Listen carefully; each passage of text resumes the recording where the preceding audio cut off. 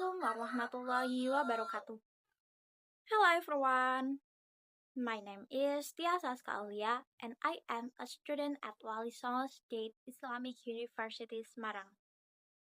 In this video, I will present a simple harmonic motion experiment using a spring system for the International WALISONGO Science Competition video project.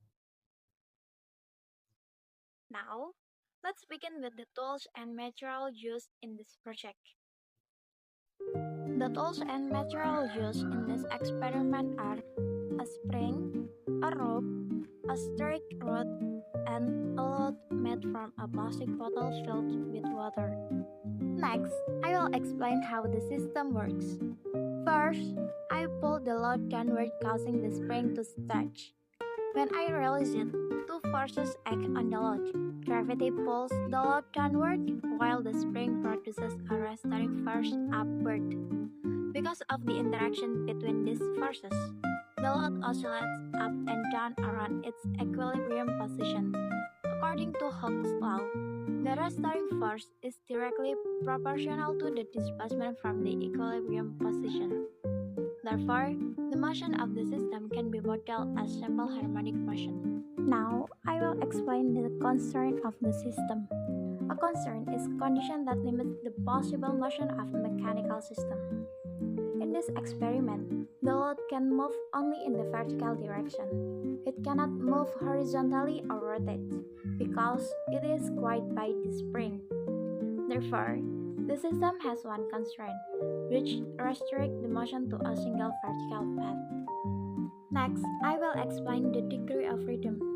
The degree of freedom is the minimum number of independent coordinates required to completely describe the motion of a mechanical system.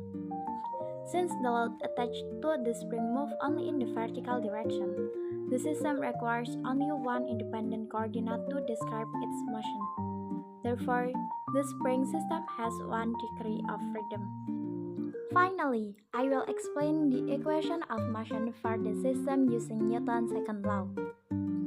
Based on Newton's second law, the motion of the mass is described by the equation sigma F equal ma. In this system, two forces act on the mass.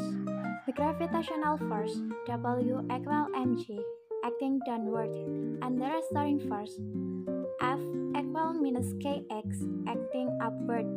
Therefore, the equation of motion can be written as mg minus kx equal mx double dot.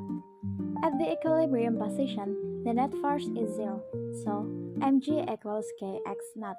By defining the displacement from equilibrium as y equal x minus x naught and substituting x equal y plus x naught into the equation, we obtain my double dot plus ky equals naught, or equivalently y double dot plus k over my equals naught. The angular frequency is then defined as omega equals the square root of k over m. So, the equation becomes y double dot plus omega squared y equals naught. The general solution is y of t equals a cosine of omega t plus theta, which shows that the displacement varies sinusoidally with time. Therefore, the mass performs simple harmonic motion.